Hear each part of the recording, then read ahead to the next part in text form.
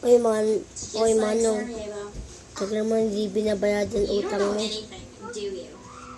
Kita mo statwa ako, ikaw pa utang ka yan. Ayusin mo, kasa pa rin na kita. Kita mo itong ngipin ko. Kakatin kita yan. Hindi, pati ka. Hindi mo binayadan. Kasaksakin ako to. Amin na pera ko. Kailangan ko ng pera. Hindi, pupuntahan ko bahay mo. Bubuksan ko yan. Ayan ang pinap...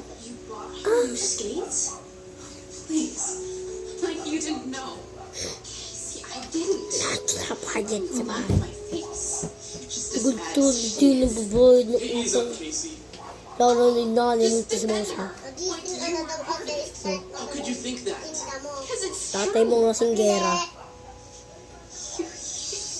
Sabihin ako sa'yo. Tatay mo nga singgera.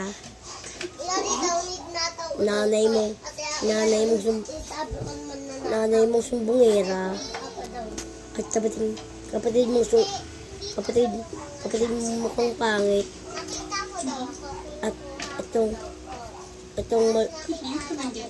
itong maliit, itong kapatid mo baboy na maliit sa mga baka.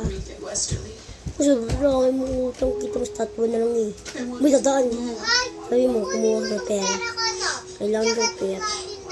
Mga kapatid mo kung na din kapalimos. Alayan mo, bayaran mo, sasapakin kita. Amulit na kita!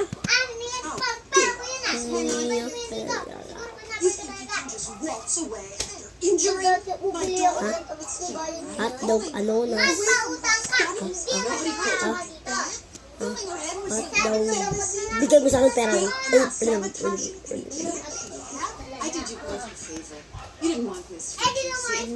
Kumugod ko na bayad sa bahay.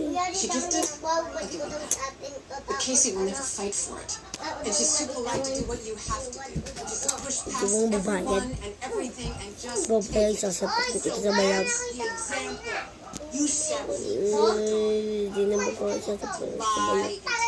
sneak around and cheat. I made my Ano mo utang? and you made Casey and and she's going to do very well there.